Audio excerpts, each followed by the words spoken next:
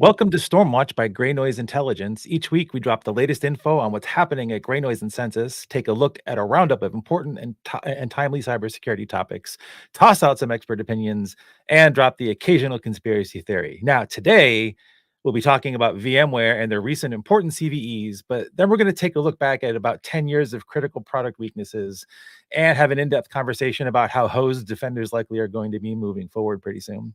We're also going to poke a bit at the not so cozy bear of Microsoft's hacking woes and what impact, if any, the SEC's new reporting rules will have on both Microsoft's transparency and efforts, if any, to improve their product and cloud security posture. In our tool time segment, we're going to check out a new LLM enhanced IOC extractor and then shake our collective heads in disbelief that the USB hacks are all the rage in nation state land once more. Discussing all this is me, Bob Brutus, and my co-host, but I need to get some background music going on for them. Set the mood. There we go. There's a mood. Kimber, good morning. Good morning. So if you could create a new Olympic sport, what would it be? And what would some of the rules in it be? I am inspired by an activity that I was getting up to yesterday, which is using a ladder to climb to the roof. So I am going to say Olympic ladder climbing. What are the rules? Laddering? At least one rule, or maybe one or two rules. I believe the participants will be judged by both speed and height. So you go. How high can you go without being a weenie? How fast can you climb without falling? Participants will be strapped in because OSHA standards. Someone who's afraid of heights, that sounds terrifying. We were climbing up on the roof of the hackerspace last night we've got a pretty cool radio project going. So nice. We're going to be that building, with a bunch of antennas. So that's what I was inspired by. Is that why you're having electronic interference this morning? That might be. Okay, so that's cool. You should keep us up to date on that. But when you finally get that project going, you should talk about it more. Oh yeah, we're gonna make QSOs. It's gonna be great. Very cool, Emily. So the other podcast gig didn't work out, huh? What can I say? I just had to come back. Yeah, came crawling back to Stormwatch, huh? I did. Okay. I did. All right. Well, same cue for you, despite abandoning us for 2 weeks. If you could create a new Olympic sport, what would it be, and what would the rules be? So I'm going to cop out on this one, and I would say I would include the half marathon in the Olympics. So not a new sport, but it's not actually an Olympic distance. So I would include that. I feel like it's overlooked. It's a great distance. It deserves its day in the sun. Would that not take too long? Oh, no. Well, the marathon is the marathon is in the Olympics. Oh, it's like 2 hours. 2 hours. Yeah. Wow. 2.5 hours. So a marathon is in, but a half marathon isn't? Today I learned. Yeah. And then you've got 10K, 5,000 meters, all of those, but those are all track events so I would advocate for the half marathon. Okay, so for the full marathon, though, do they have drones actually following people now? Because it's got to be something boring to watch. So actually, oh man, this is one of my soapbox things. No, okay. So coverage could be so much better, but they actually NBC and a couple of other big networks actually have film cars driving around, leading in the front of the pack, filming what's going on. And it's actually it's gotten more engaging to watch. I think there's still a lot of cool stuff they could do, but it's actually, if you're into it, it's fascinating to watch. So not that this isn't so we're not actually talking about Olympics the whole time, but I'm curious now, have they been doing that for a while? Because cars have emissions. Those emissions are terrible for breathing. Runners kind of need special breathings. How does that actually, isn't that bad? Yeah, so I don't know if sometimes now they're actually using electric vehicles. I don't know exactly how all that works, but they're far enough away that they're not right up in the athletes' faces. Right. Lots of zooming in the camera world going on. Cool. Yeah. Cool. All right, learn something new. This is great. We'll learn about radio stuff and actual Olympic stuff. Cool. Glenn, good day, sir. Good day. If you could create, you had the same question. I'm trying to time it when I ask you the weird ones. That way you're not expecting it. If you could create a new Olympic sport, what would it be, and what would the rules be? So I'm thinking, I'm imagining this game where you have a 5-letter word. and you get 6 tries to guess the word. Olympic Wordle? Oh my Are you gosh. kidding me? Thank you, Kimber. Bob gives me such a hard time for my Wordle addiction, so I was hoping that someone would catch on to that. I love that idea. I would be all in on Olympic Wordle. Olympic Wordle in hard mode. I'm all in. Oh my gosh. Olympic Boggle. My other Boggle. answer was did y'all ever play Foursquare in Yeah. school? Yeah. Yeah. Foursquare would be fun. I hadn't thought Olympic about that in a Foursquare. long time. That would be really brutal. Yeah. Like with a bunch of adults, yeah, it could get hardcore. I'd watch. I'd Yeah. absolutely watch. Like dodgeball and Foursquare combined. I actually went with the more like in the more practical sense, like Kimber did. So it's kind of weird that we both went practical. I think Olympic car detailing would be a pretty cool Ooh. thing to go do. I kind of like to keep my Jeep looking really. It's an older Jeep, but I still like keeping it look nice and stuff. So like I was doing that the other day, which made me think about this for here. So I think that'd be pretty cool. Detailing is some strong, like that's some hard work. Like your arms will be sore for 2 days. But I think to make it challenging, one of the rules is you can't actually use like electronic equipment to like Sure. help Yeah. the detailing. So you have to like sweep things out instead of vacuum things out and stuff like that. So that's one of the rules. That sounds like a state fair competition. Well, you got to It start probably there. is Probably. somewhere, Yeah, it's a yeah. great graduate up to Olympics from that thing. That'd be kinda cool. Wonderful. It's the minor leagues. Hey, Overwatch, do you have a Olympic sport? Okay, Olympic pop a shot, make the most Ah. baskets. Wow, in 2 minutes. All right. See, I like this. You Great. have like there's basketball in the Olympics, but that's actually pretty cool. So it's neat. Yeah. I like it.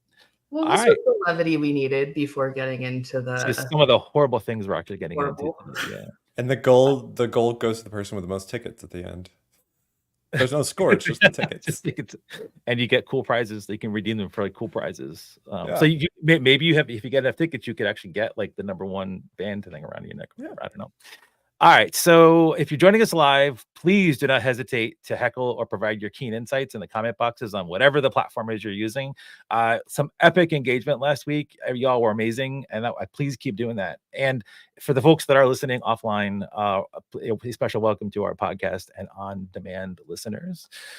I'm going to get our stuff up here. The more And- interaction we get, the less we have to hear from Bob. So The less I talk, the more you type, the less I talk. So there you go. Well, guys, just we do have some engagement. Look up on foot it. Wow. So drones following in the ultra marathon and the It's really cool. And they sometimes will have people running along with them. But yeah, the drone shots, oh my God.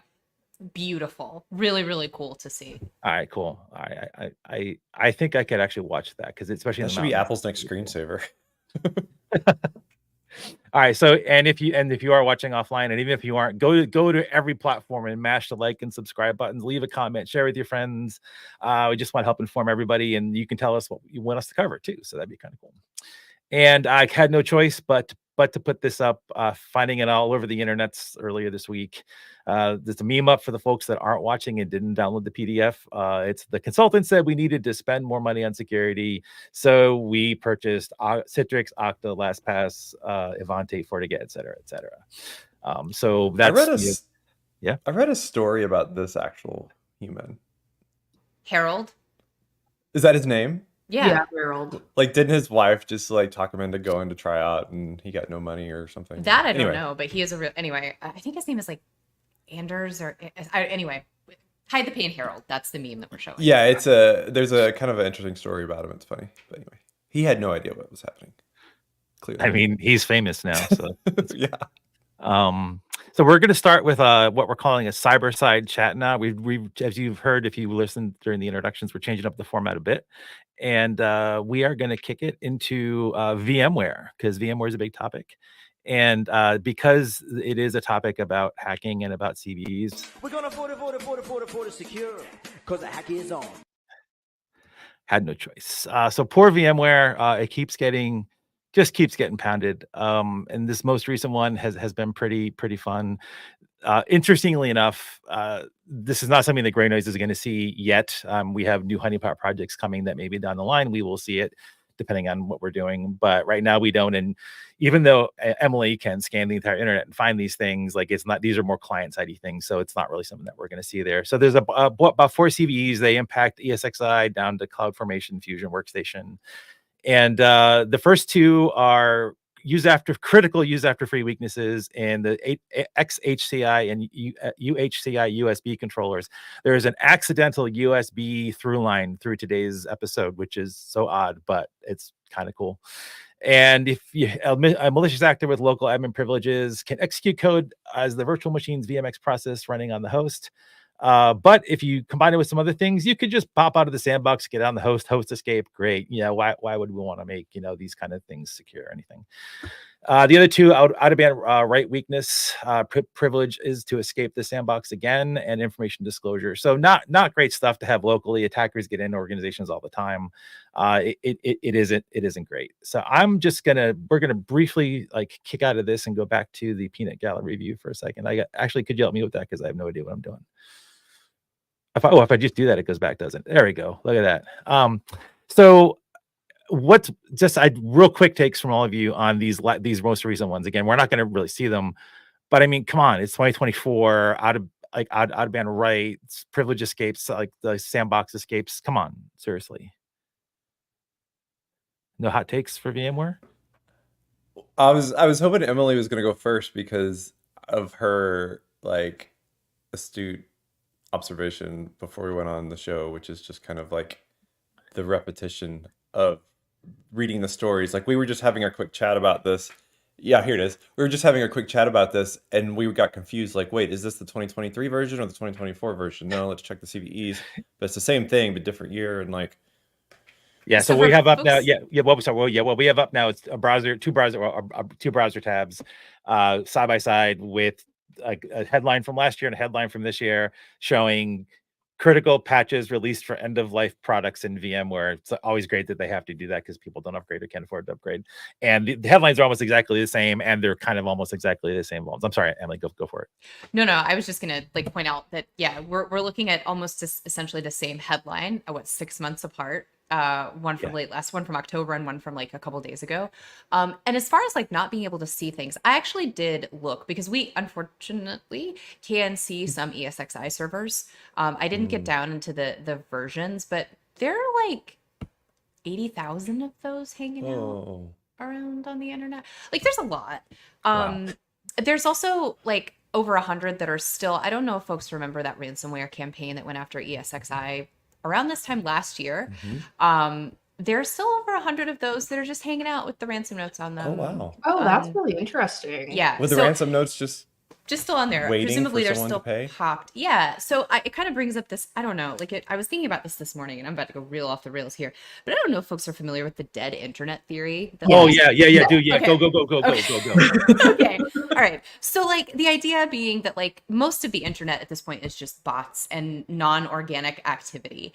And the fact that there's still so at the peak of that campaign last year, there were I don't know, close to 2,000 ESXi hosts that were ransomed. We still see over 100 that still have that same ransom note on them. And so it kind of just makes me wonder, what are people doing with these? Obviously not much, because they're just still out there. No one spun them down. No one turned them off. No one paid the ransom. So it does kind of make one wonder, how much, this is really getting off in left field now, but how many of these things are actually even real or worth worrying about? Yeah, we had this conversation all the time back at the old ranch because I used to do what you do for a living, and there's just, everyone forgot their infrastructure. There's just stuff hanging out there. It's cheap boxes. They may not even, it may be on a free tier on some organization, and they just let them run, and they're popped multiple times. They owned 6 ways from Sunday. Yeah, it's quick terrible. plug for ASM. Well, have a attack service organic, monitoring, beautiful. Yeah. Look at ESXi your stuff from the very outside. expensive. VMware No, that's stuff free. is not. There's a free That's version, free. right? There's Okay, free- there's a free version. But it is or was end of life. It is going to be or was end of life. So Okay. I mean, we're gonna talk later. We're gonna talk later. It's gonna be it's likely gonna be end of life. All of it's gonna be end of life. That's actually incredibly relevant to this story, then, that there was it was free. Yeah. Or there is a free version. Yeah, I used to. Yeah, it was back in the day. It was a really good product. Would there, random question, would there be any use in having a essentially a honeypot with a ransom note on it that is waiting for something to happen? Like, Absolutely. I kind of what would you actually do with wondered that? about Yeah. these. I was like, so the ones that are still hanging out there, I was like, oh, I wonder if they're just like collecting malware, just, getting samples, doing things. Because like, what See what else is happens. going, Yeah. like, I mean, that's probably realistically Occam's razor, not what's happening, but that would be cool. And maybe Um, one day you just wake up and you have $1 million in your Bitcoin account. When Hey. living off the land like starts including ransomware. Yeah. Yeah. As a secondary side note to that, one of the folks that is doing their early access program for our new sensors, because you can run your own sensors on Gray Noise now soon, folks. They just set up an open SMB share, and rather than pop that box, groups are just using it as a dumping ground so they can pick stuff up and trade stuff around. It's really kind of fun. It's a really cool Yesterday. experiment that they're running. So It's really cool. Thanks It's for the so free malware. Yeah, appreciate it. All right, so again, we weren't going to focus a whole lot on that vuln because we want to talk about the history of the VMware vulns and just see what the future holds, because it's not great for defenders and IT folks. It really, really isn't great, folks. So what I've got up now is a view of the vulnerabilities by vendor from Kev. So this is just CISA Kev vulnerabilities, 19 VMware CVEs in Kev since the beginning of Kev. It's terrible, just absolutely terrible. And there's a URL there that you can go to do that explore. There's a total of 239 products and 823 CVEs associated with all of VMware products since 2014. And the graph that I have up now is just a heat map from CVE details, kind of showing a bunch of the different spread of the kinds of things like buffer overflows, memory corruption, SQL injection, cross-site scripting, etc. And like this chart is like 3/4 red versus like so the colors are white and different shades of red, and we've had this discussion before, and I'm going to save it till after I get through the stats because I really want to hammer this out a little bit more than we have in the past. So just the numbers here don't really matter to a degree. They're everywhere. There's lots of big numbers. But this is the actual end result of the exploits for 2014 through 2024. It's been code execution or just bypassing of something or privilege escalation, denial of service, or information leak. And code execution, that column is all red going back to 2014. And 2022 there was 21 code execution vulnerabilities, and it was just terrible. And I'm going to get off the slide real quick right now. So everybody goes, hey, because I've read so much because we were preparing for this. I've read so much stories. Just, oh yeah, like VMware reacted really, really quickly and they patched things really quickly. It was really great that they did that. Why? I know stuff is going to be vulnerable. That screen that I just showed, that's incompetence. That's malpractice. It's got to be. Is it though? Because I think that like one of the highest numbers that I saw on there was specifically in like the issues are the highest number where I would expect them to be kind of in things related to memory, because it's virtualization, right? So I would absolutely expect all of those vulnerabilities in memory. All of the other numbers probably should be a little lower. Yeah, the cross-site scripting and SQL injection, I was like, I don't know that I really expected that to be here, or ESXi, like also XMLY. But like that kind of surprises me. The memory and like those sorts of things, that is more what I would expect from this. Like obviously 0 is a great number, don't have any. But like the others were where I was sort of like, wait, this is what? Yeah. So that's where I could see the improvement is like, if you're going to specialize in like a sandboxing virtualization like sort of situation, then why are you using like insecure templating kind of things? Like I think you specialize in one heavy thing and then all of the other add-ons kind of get like they're good enough, you know? I mean, thinking about like what, the OG VMware brought to us, like I'm not surprised that there is a long list of vulns. And obviously virtualization is very hard. They were really pushing the boundaries. Like they did a lot of awesome things, which is why we're talking about it. But they've also been through a lot, which is what we're about to talk about. So I feel like I tend to agree with Emily and Kimber where it's not too surprising. It maybe is a little heavy just in the frequency. And I want to note that, and so you said that chart showed that 2022 was kind of the banner bad year for them. through their acquisition history, 2021 is when it was spun off from Dell EMC, or to Dell EMC, sorry. You can really see the acquisition happen, Oh man. I was right? just So- about to say, like, lion in the sand. Let this be a lesson for anyone watching. Like, Yeah, so the company changed in 2004, EMC, Dell EMC in 2016, and then spun off from Dell EMC in 2021.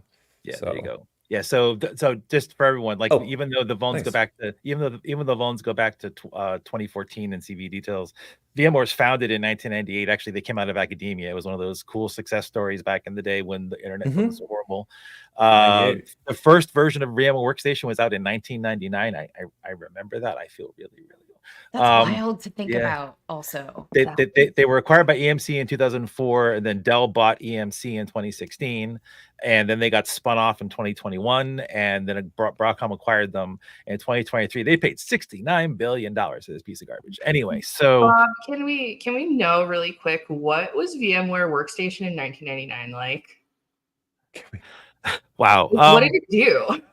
Can you Oh, no. imagine running VMware Workstation on Windows Millennium? What did it do?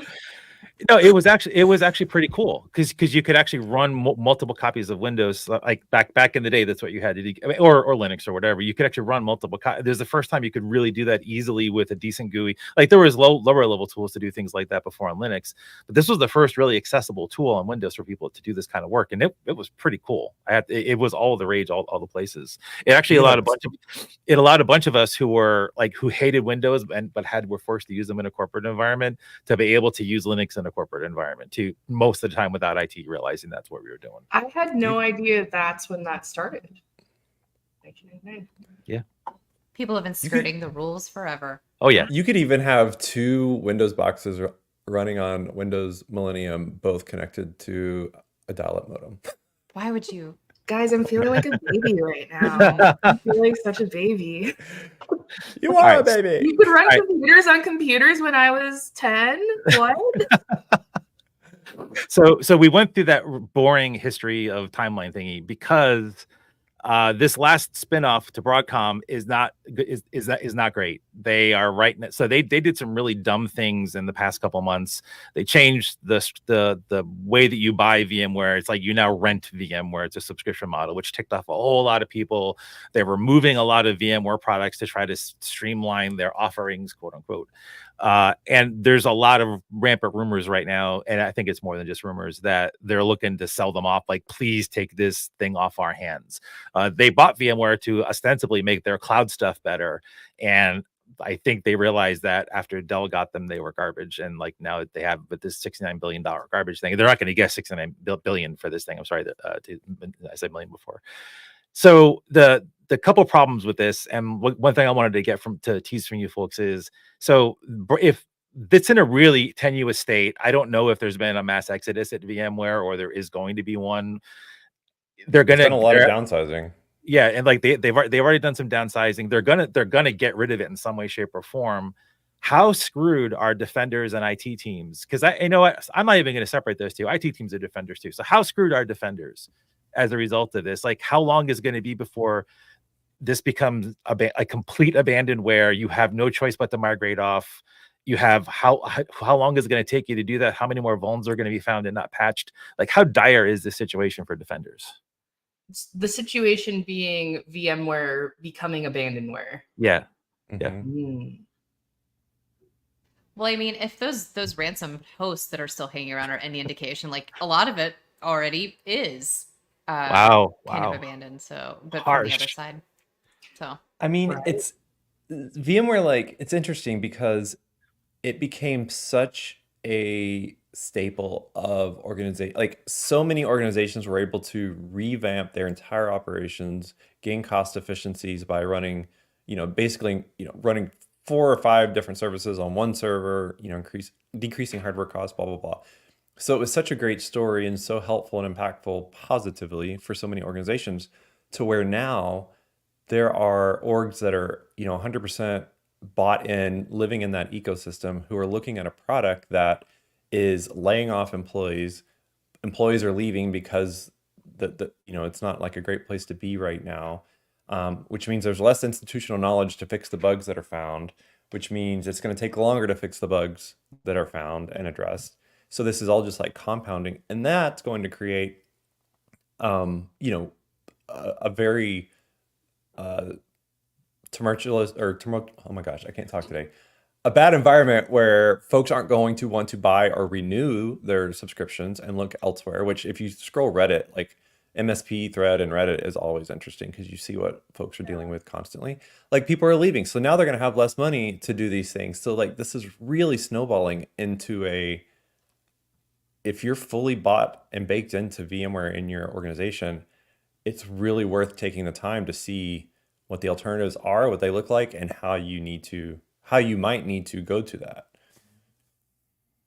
Yeah, this comment from Justin about smaller customers evaluating Yeah. things like Proxmox and other stuff to move away from VMware. Everybody I know is on Proxmox. This is And creating an opportunity for a lot of different companies too. Yeah. yeah, I think that's a The good market thing. will find a way. I feel like that's kind of the cycle that's happening, right? These companies get acquired for some ridiculous Mhm. number. It was what, 69 billion? Yeah, insane. That's an incomprehensible amount of money. That's more than So, Twitter.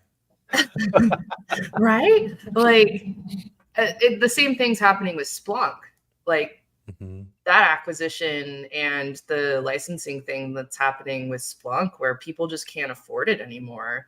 There's certain customers that are, you know, they've got terabytes upon terabytes of data that are running through Splunk, so they can't get off of it. I don't know what the VMware equivalency of that is.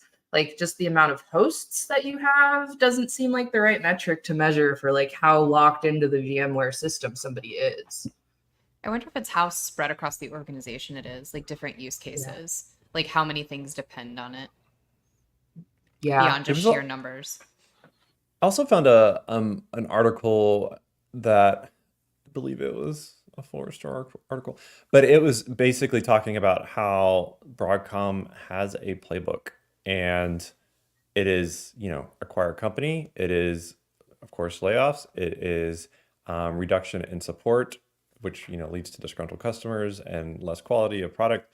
But they've got with CA and Symantec, Carbon Black, and now VMware. Like it's basically like this article was kind of walking through it, and it's basically like, okay, the next thing they're going to do is this. The next thing they're going to do is this. So like it's really hard to find a spin on this that doesn't seem like it's going to suck for a while. My Or not going to suck conspiracy for a while, I mean. hat just like popped on, and are Broadcom acquisitions just a way to kill a company?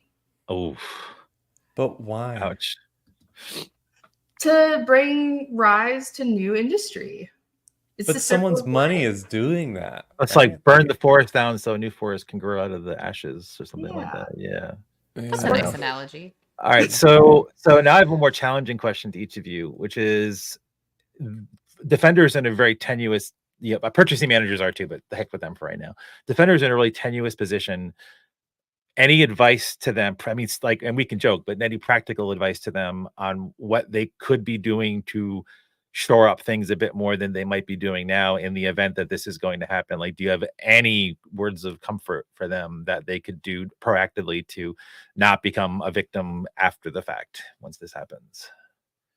The first thing right out the gate is figure out where all of your VMware infrastructure is. What is it? What's it running? Where does it live? Who owns it? Who's responsible for it? Because I guarantee there are people out there who have this floating around in their ecosystem somewhere on hosts that they are responsible for and don't know about. So like that's like step 0. Figure out what the footprint is first, because I would almost guarantee that it's not entirely accurate. Like asset management is hard. And, so and you know what we can figure that do? out. I just made a note because we're having Run Zero. So we have a bunch of guests lined up for the next couple of ones, folks. And Run Zero is going to be one of them. And I want to talk to Run Zero about just how they do that. Because you I mean, they can help externally too, but you can help externally for like everybody. And like they can help internally to help do this problem. So like we may actually have some practical help for folks in the next couple of weeks. Because there's a lot of different things that you could enumerate under the VMware like banner. Yes. Remember, like VMware is, or like ESX vSphere is a Linux based OS that's running everything under the sun so that it can run every OS under the sun. So there are a lot of little nuggets to find. I would say, in addition to what Emily shared, make sure, of course, as always, don't put these things like your vSphere management ports, your vCenter, like whatever it's called today, like should not be open to the public. None of the admin interface should be accessible outside of your organization. We say that all the time, but we see it get popped all the time, so we're going to keep saying it. So knowing where it is, making sure that it's not accessible to all, and then, making sure that you have a way to pull the plug ASAP and the required approvals to do so beforehand, so you don't have to do it in the heat of the moment and wait is helpful. Yeah, I think where I would build on top of that is know your boundaries, like in the sense of where are things crossing over from these VMware ESXi, like all of those systems, even if you just expand it to just like general east-west like traffic, they say. Yeah, exactly. Like where does virtualization end and computers begin? Because this vulnerability is what that kind of sparked this discussion was in the USB controller. Yeah. So, I mean, even if it's just like running on a workstation, what do you have plugged into that workstation, and kind of what are your actual vectors here? I was gonna say, like, given the fact that ESXi or whatever was free, there's the VM player or whatever it's called. Like, there are several versions of free VMware that could be installed on just random workstations that you may not know about, that's just sitting out there existing, maybe collecting ransom notes that Emily's finding. So yeah, like, don't assume, as always. Like, our advice is basically always the same, but it's like, don't assume. Right. And like we primarily deal in like the network traffic of things, but like think about how much of that virtualization traffic is carried over the wire. Like what is happening in there? I don't know. And so much, like, again, depending on how it's organized or how it's set up, like your VM traffic could never actually touch a wire exactly.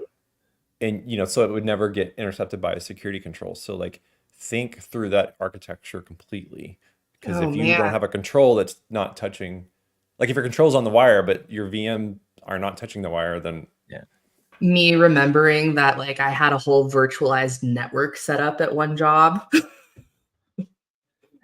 So before we close out of this one, Justin, who is almost now a co-host on the show, thanks, Justin. They need to take an approach Cisco uses on CUCM and completely lock down everything that isn't absolutely essential to running the system, force people to enable things or reach out to support to turn on dumb things they really don't need and shouldn't have access to. Yeah, I guess in like a significant production capacity, the annoyance of like needing to enable versus always have everything enabled is probably a good move, and maybe you start moving to that if you've not done that policy before in your default deny. Is that like a whitelist only sort of situation? Yep. So defenders, we feel you. Hopefully we'll have some more solutions for you as the weeks roll on for various people we have coming on. And if you launch your malware in a VM, be careful. Does anyone even use VMware for that anymore, though? There's just so many other good free tools to do that. No, I'm sure they do. Okay. Maybe some like folks in college or something. Yeah, don't do that, because the host escapes are real, folks. They're very, very real. So Cyber Spotlight, we've actually mentioned Microsoft a bunch of times on the show, usually me being very mean, and I'll be mean again today.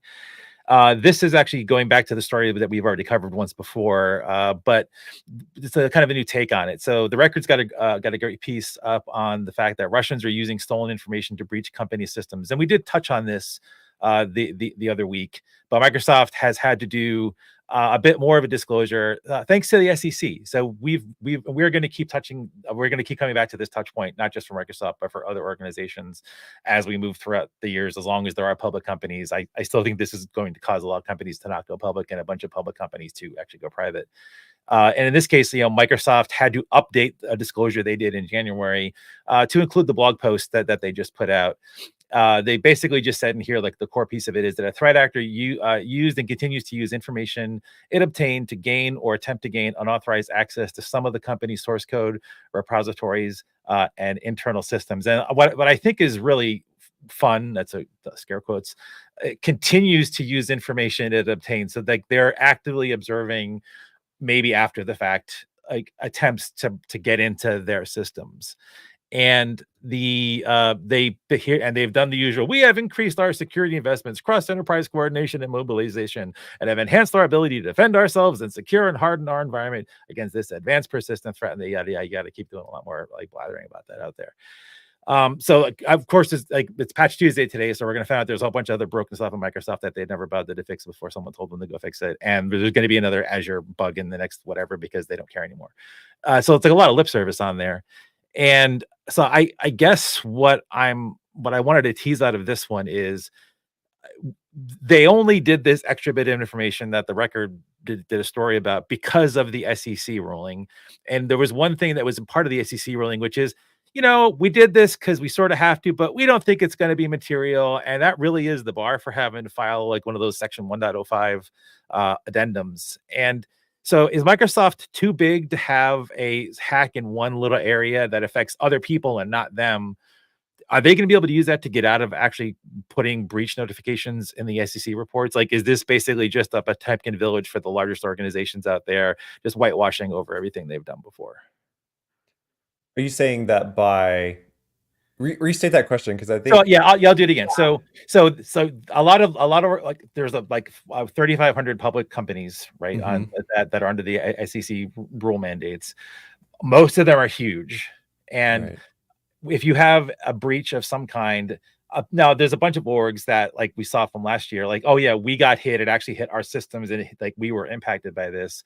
This is Microsoft getting breached, stuff stolen, but it's impacting other people out there. And out of the kindness and goodness of their hearts, they publish this information so that we all can be informed about how great they are at security, not. And I'm wondering, but they specifically said that, yeah, we don't think this is actually material, but we're doing this because we're good people.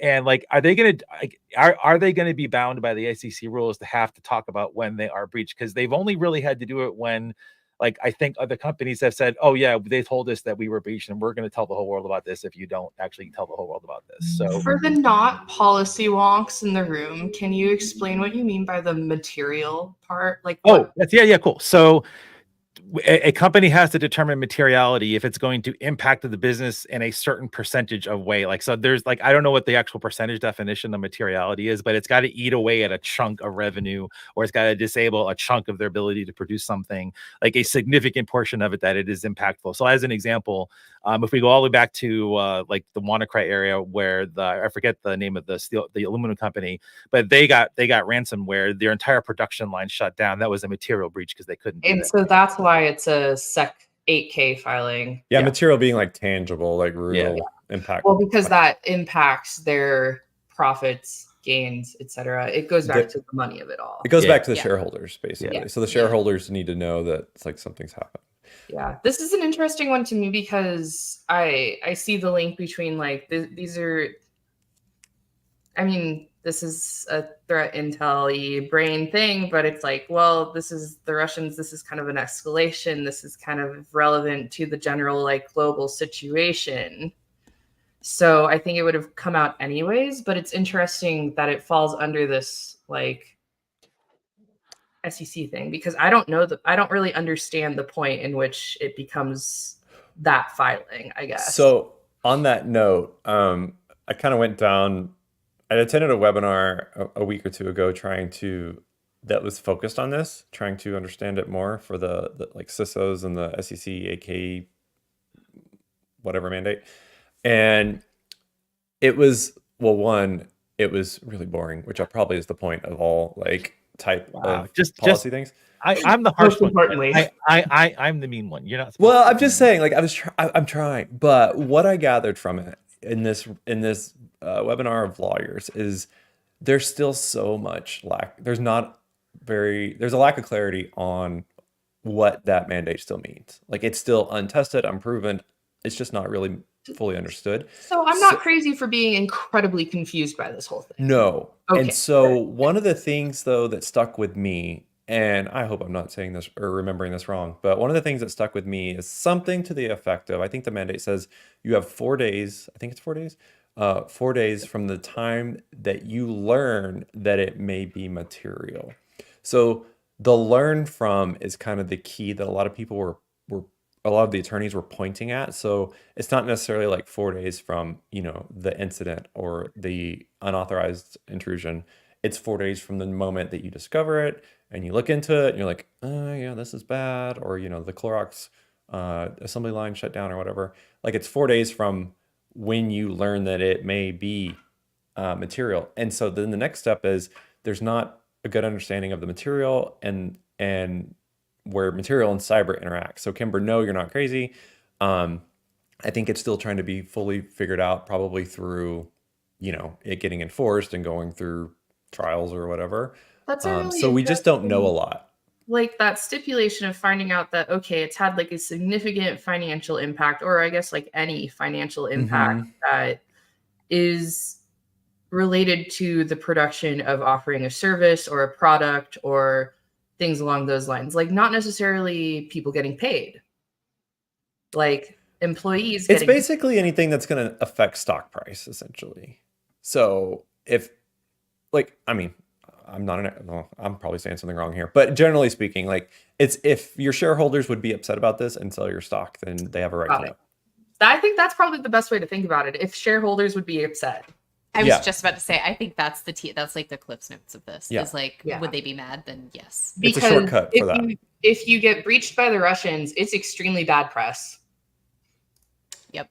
Well, and also it's funny that Bob, you're muted. It's also funny that like on one of these things where we're kind of researching this beforehand, like they kept pointing out that, well, this attack or this threat actor really is just looking for information about themselves. Like they want to know what you know about them. It's like, okay, like I'm sure they yeah, looked that's around. probably part of it, sure. Yeah. But you can't tell me they're not looking for other things. I don't buy it. I So- don't think it's strictly information gathering. But hasn't Microsoft then, and maybe other companies who've been breached more than one time, and also Microsoft releases every month a list of things that are wrong with their software that they didn't bother to fix before someone told them to.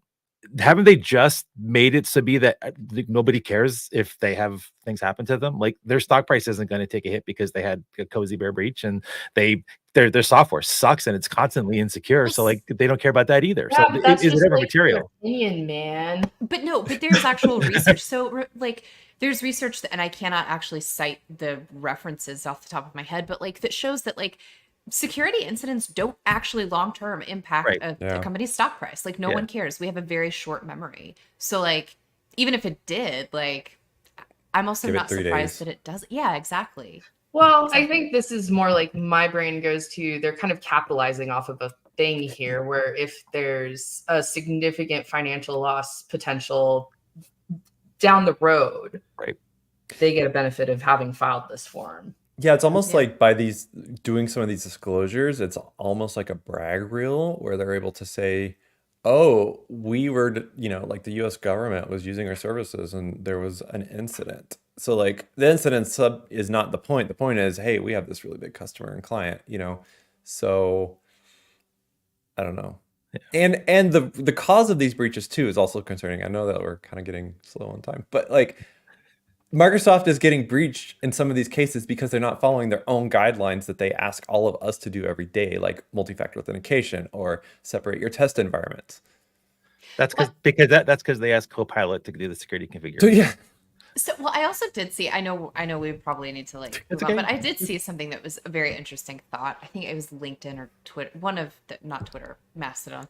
it could have been Twitter. But essentially, like if Microsoft can't get this right, like Yeah. what hope is there for the rest of us, all these other orgs? Like Oh, I disagree because they're huge and they've lost vision of what they're trying to go do. So maybe other giant I didn't orgs say can I do it either. agree. I just like it's an interesting take. Like someone who potentially has lots of resources to throw at something. I'm not saying they're being directed in the right way or used correctly, but in theory, Microsoft has the resources to defend their perimeter, to protect themselves. And don't forget, like, remember whichever of the recent breaches were about like, oh, well, we couldn't do the full investigation because we didn't have telemetry. And then they're like, oh, Password sprays Congress got us. people are like, Whoops. yeah, like, let's have more telemetry. So then Microsoft gave the government like 90 days of telemetry for free or something. But if any common person wants more telemetry, we have to pay for it. So Alex Stamos went off on LinkedIn like recently, which was amazing, and totally agree with, is basically saying that they're like using their own security flaws to upsell their own products. Yeah. So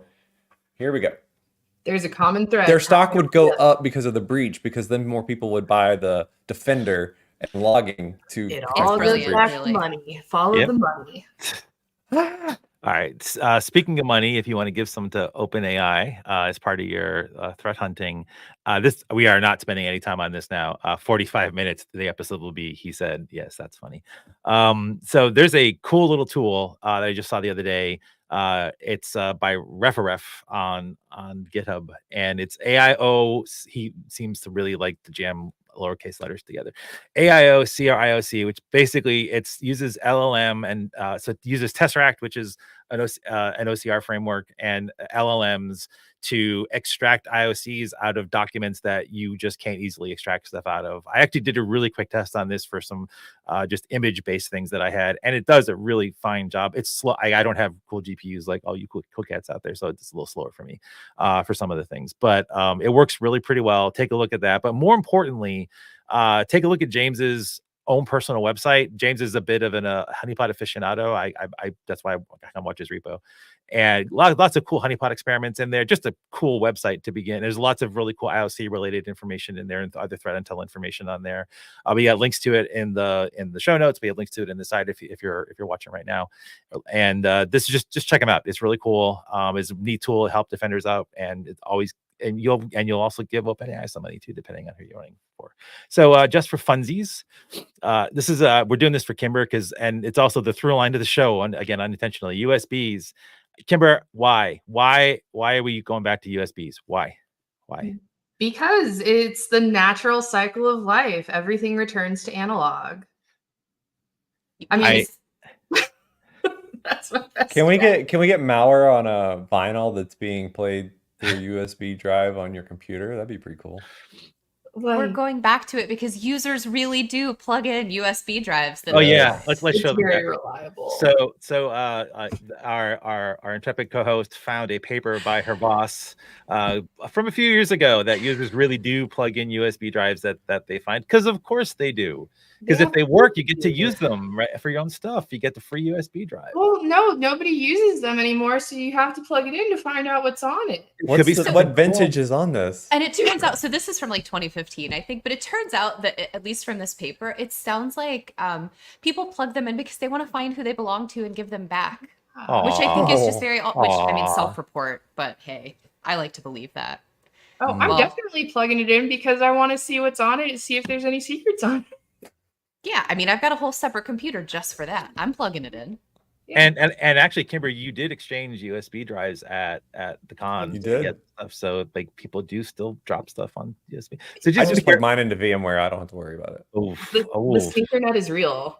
Too soon, Glenn. Too soon. But I definitely read that little report because it is very interesting, and the whole like proliferation of what happens after the USB gets plugged in. It's a little scary. Yeah. Just for the security awareness teams out there, please don't do this to your people, though. Just provide awareness and don't make them feel bad after they do that, because that's not a great way to teach people how to do things. So I did a really terrible job on this blog elucidation last week, or extract, whatever the word is. And so Emily, who has come crawling back to us, Emily, could you give a little bit more information on the ConnectWise blog that you guys put up last week? Yeah, well, I won't belabor it. I just wanted to point out this was a recent rapid response that we had. And so this ConnectWise Screen Connect remote desktop, why are there so many of these? But there were recently 2 vulnerabilities, an auth bypass and a path traversal vulnerability that came out, 2 CVEs in these. So we took a look at how many of them we could see, versions that we could see. It does look like folks seem to patch, like patching is in the right direction, which is nice. But just a quick look at that, because again, remote desktop just makes me sad. But yeah, you can check out the post for a cool time-lapse graph of patching and all of that. So yeah, that to actually see like I forget, it might have been Glenn I was talking to after about it, but it's just great because I think I mentioned it last week with Todd was on last week, or on virtually. Like we had constantly done studies because we don't want to like, he and I both have this thing, like we want to be alive long enough for Telnet to like get off the internet. And it's not. I know. I don't think any of us are going to be Okay. I don't think it'll happen. That's like a I think the world is going to But explode. the before it trends are happens. going in the right direction for a lot of things. They just go really, really slowly, but they're actually getting. So it was good to see that was part of the trend for that too. Howdy did another epic Ace blog post. Glenn, you want to talk about it quick? Yeah, so Howdy went through essentially kind of the backwards fashion that we have to do at times when we know that there's a vuln and we see things being thrown at our sensors, and you've got to do a little bit of moonwalking backwards to sort out what's what. So they dove into the Fortinet CV, and they just kind of journaled through the process there. It's a and their really great finds. journal. Yeah, it literally is like Howdy's brain dump right into there. I almost okay, Ron's a little better. Howdy, sorry, but almost as good as Ron's brain dump of how he takes notes go through. It's just great, great flow. Almost as good. I said it's Ron. It's good. You know, it's like they're like they're two different. I'm gonna fix that statement for you, Bob. They're two different styles, and Howdy's is very conversational. Yeah, Very accessible. Yes. Howdy's very proud of this, and He should be. they should be. Yeah, Absolutely. absolutely. Should This be. was great. It's great. This was great blog. So and as I said the week before, if you didn't read the tag blog that he did out, Howdy did a much better job than I did joining on for an entire month of series. So you should just read that instead too. Quick roundup of tags. We continue to crank them out. We're still like 1.5 tags a day. I don't know how these humans are doing it. They're just amazing. We're not going to look at any of these, so go to the thing if you want to. I do believe there is one of these is seeing some hits right now, so like have a look at that if you care. I just wanted to show this one real quick. So this is an internal view that we have of our tags. We don't show you all this one except when I screen capture and put it here. This is a connected scatter plot view of activity for mainframe crawling, and it's mostly benign stuff. But I just wanted to show this because this, if you do grab the notes or look at the video later, up towards the upper right, there's a big red circle, and that is like the most recent like hit of this. And like there's like hundreds of systems like basically making thousands of requests just across our sensor network to try to find IBM mainframes on the internet. And it's been like sort of a trend of late that's a thing. And my first thought was, and I think Glenn, you were saying this earlier today, it's like, and maybe Emily, I might want to ask you this because I have no idea. I didn't look to see if you guys were doing this. Like what do you know that we don't know? Like who's putting stuff on the internet, like mainframes on the internet that we don't know about? Like what secret intel did you all get? Did you get any intel? Yeah, this is weird. Okay, this good. is the weird one. I don't know. I'm graph though, Bob. Yeah, because like I don't understand. Like I know mainframes are on the internet. I do know that. Like it's fine. It's fine to put them on the internet. Like sometimes they're more secure. Then again, sometimes they're not. But this is just so if you have a mainframe on the internet, just be careful because there's people really looking for them. Like you should go check out our tags. Yeah, we're looking at like 2,000 IPs, and a quarter of them are malicious. So 3/4 are benign scanners looking for these, which again is unusual. So that's why Bob was asking Emily. But really interesting. That's so strange. There's a balance between good and evil looking for these. So if you have your mainframe on the internet, you might want to. Well, I mean, like keep an eye on it. No offense to present company or maybe present company, whatever, but like you can't swing a dead cat with a hitting an ASM vendor now. So like there are a lot of you, Emily. So I guess people have to stand to do that. It's what's just happened. The dead cow. Yeah. Has anyone checked Kev? I didn't look any of my alerts. No updates. Okay, yay! We have to change the number today. I am strenuously self-linking to a little app that I throw up on the internet to take a look at Kev dashboardy stuff. We will link to a couple other ones though. Self-promotion. There are VoneCheck actually has one that's like Kev plus because it's their own stuff too. So that's another one you can check out to be able to go do that. But anyway, there are a bunch of them, and Remy and I are hold on, as Justice OS2 Warp is back in style if we want to go back to the past. Remy and I are going to do a special. I believe I told Ashley this. Ashley, like this now. If you didn't, we're going to do a special Cyberside chat about the JetBrains Team City thing. We're not covering it today, and we're not doing a hot take about it either for our Cyberside chat. But you can watch that later this week. A very tiny mini episode for real. It will be tiny. It will be short. It won't be an hour. And the thing here is I'm going to click off of this and bring back to everybody here. I don't have any. We're gonna have outro music soon too. I just have to get this all kind of together for there.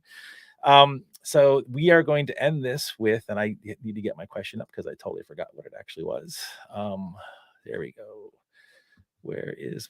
I'm all prepared. You can see this is just great. I'm just okay. Here we go. Very smooth. I know. So I will start with Glenn since I got to the Glenn. If you could choose any mythical creature to be your pet, what would it be and why? Ooh, I didn't think about the pet part, but I was thinking Dobby from Harry Potter. That's not a pet. That's I know, I wasn't thinking about the pet part, Terrible. but I was just like, are you saying you want a house elf or? That's terrible. I just want Dobby to hang out with. He's so sad, and And do your Wordle for you. I would give him yeah. a sock. I would give him a sock. He would not be mine. He would not be my pet. Yeah, this is terrible, Glenn. Dobby's not a pet. No. He's part Wow. of the family. Wow. No. Let's just establish that pets are part of the family, and that way we can Yes. overcome that. Yeah, thank you, Emily. I Yeah. appreciate that. Whew. I just want a real life Dobby, okay? I got to write this down for the review this year. That's not good. Glenn, He's so sad. He just wants a friend. Glenn wants slaves. This is not good. All right. No, stop it. No. This is terrible. All right, Kimber, please take us from that dark place into a happier place. I'm just going with dragon. I want a dragon. Any particular Cool. dragon though? Sorry? Any particular dragon? Oh, a particular dragon? A Yeah, big it one. doesn't. A big one. Okay, fair. Not My a small other one, answer was not a the big one. dragon from Neverending Story. That'd be cool. Yeah, nice save. Nice save, Glenn. The Spirited Away dragon, the Haku River Very dragon. cool. That'd be kind of cool. Emily. Wait, Glenn, what were you gonna say? Nope. No, he's not. No, he's I not. just feel so targeted here. It's fine. I Well, don't like, don't talk about owning people. You'll be fine, Glenn. All right. I wouldn't be on Glenn's side here. I said I'd give him a sock. He'd be free. It's fine. Very hard to think of mythical creatures. Just FYI. If you're not a fantasy girly like Bob. Accurate. I'll take it. I admit it. I know. Anyway, come on. What you got? I think I'd go with Cerberus. Darn it! Oh, Was that what you were gonna say? That was Is that what mine, you- yeah. No, okay. Well, sorry, we could We can You have have it. to It's fine. explain. co-own, yeah. Or You can for take him to the dog park together. yeah, Yeah, go for run it. with him, not be worried about like, people being terrible. Yeah. Yeah, Cerberus. because it's got the cyber tie-in. It had no choice but to be that. Wait, I was just thinking about being safe while I'm walking by myself. Oh. Whoa, There- is this wait, There have been Oh. a number of yes. okay. Yeah, go ahead. Yeah, no, that's not what I was not at all. That's I okay. was just thinking about That's cool. sad things, but yeah. I Overwatch, since you are a fantasy girl, the That's software the there you dragon. go. There- Cool. see, look at that. Like, see our Overwatch Ashley's head goes to a great place, noble place, not deep, dark, terrible, horrible places. It's not great. How I'm can gonna you ever go I'm gonna wrong give with it Harry I'm Potter? gonna give a shout out to our youngest two watchers, listeners. So Benjamin and Ezekiel, hello from Tampa. And as you can see, Emily is back. Emily is back, and Glenn is back too, or is here. And Glenn, you won't be here next week, right? Correct. I will be out for a little spring break. Cool. Very cool. All right. Well, thank you all for jumping in today. I think the new format's working great, and I hope to catch most of you on the next Stormwatch and see everybody else out there. Take care. Bye.